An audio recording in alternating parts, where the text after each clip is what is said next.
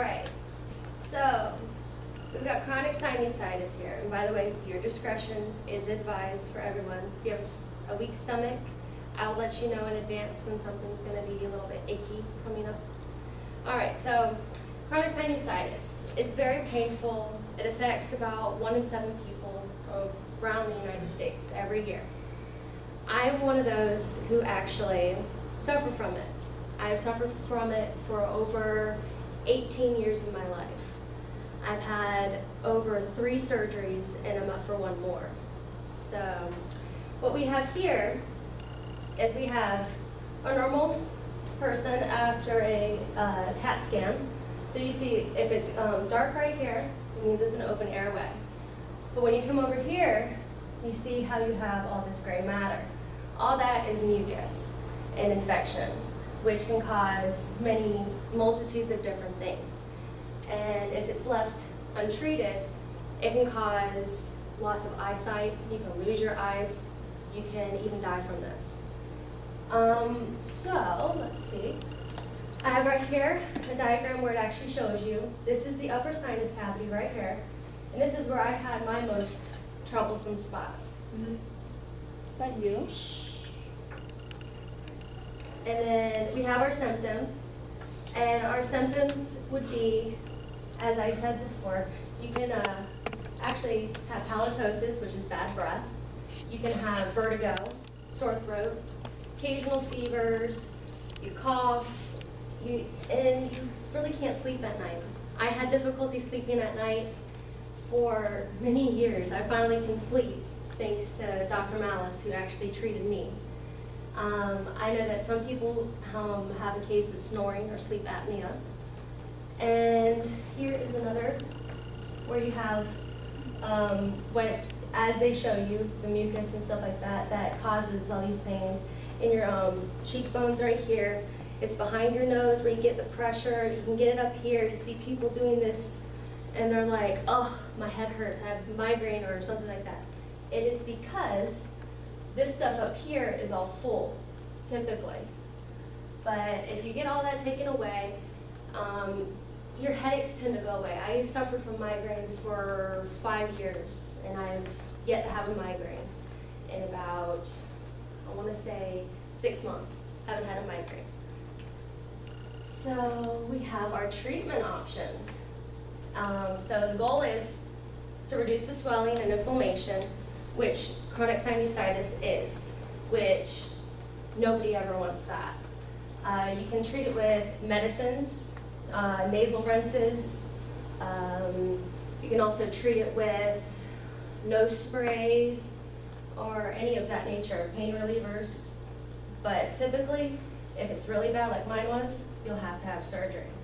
And mind you, you don't want that. But this is a picture of someone who is actually treating his. And what that is just a sinus rinse, and it goes from your inner nostril, goes around, out, up, and out, the other side of your nose. So it is kind of funny looking, and I had to do that for many, many months, and I still do. So let's see. All right, this is kind of gross. Just gonna let you know that.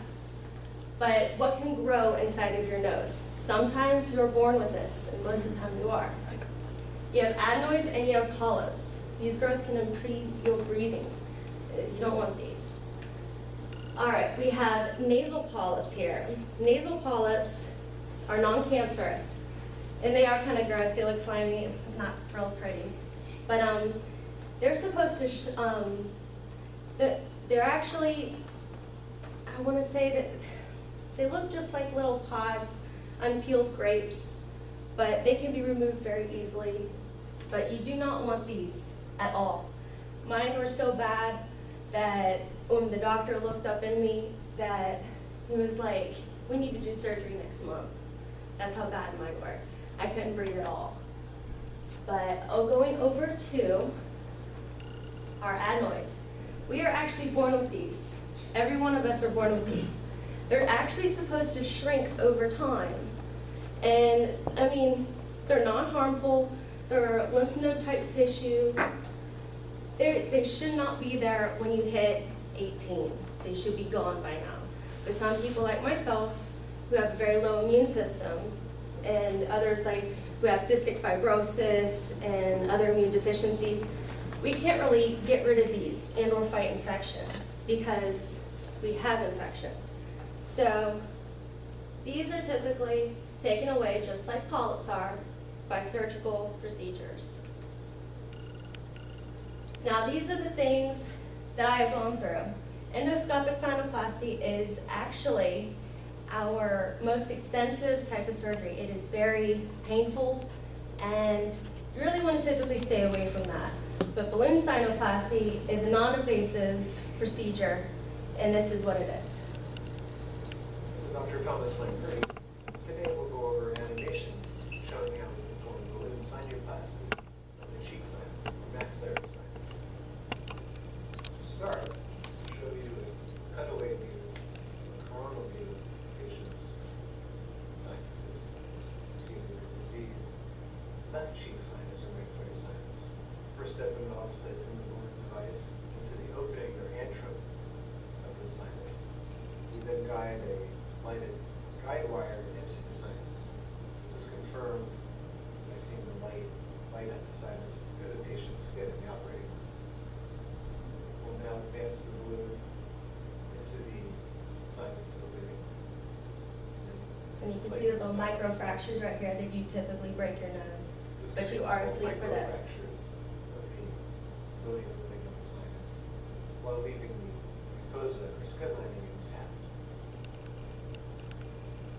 Just remove an optional step.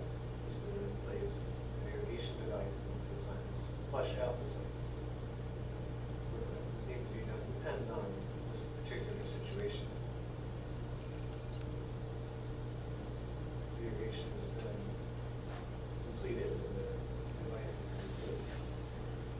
Next to the improved opening. Now you have no more infection. Resolved. So there are actually, so like I said, 1 in 7 people have it. That's 13% of the United States. And that's 37 million people every year are diagnosed with this. And only 33 million are actually addressed to the CDC. But as you see, Big Bang Theory, Miss Kaylee, she's had this. And this is what you look like right after surgery.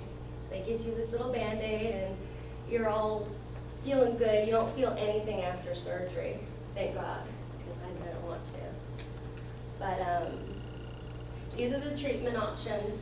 Like I said before, this is what I use every day, once a day. It's Q-nasal. It almost looks like a puffer, but instead there's this little piece that comes, this comes off, and you just stick it up your nose, spray it like as if you would spray an inhaler.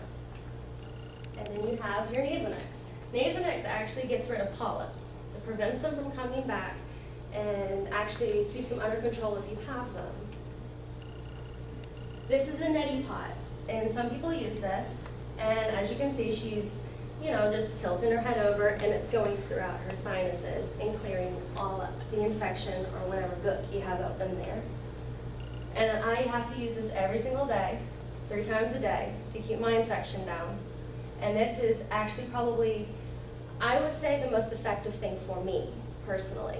I am capable of feeling better. If I have pressure in my head, I know that I need to do my sinus rinse. So you just put a little packet of rinse. It's a little salt packet. You put it in here with some lukewarm water, and you just tilt your head over, squirt it, comes right out the other side. And then you have no more icky, nasty feeling, and you can breathe so much better. I feel 10 times better after I take that sinus rinse.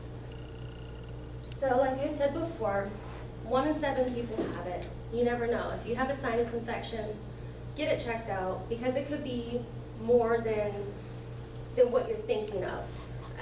I let mine go for so long that I finally got so many more infections, and my infections cannot be treated with antibiotics. So I would really highly recommend, please get it checked out. It could actually potentially save your eyes and your life.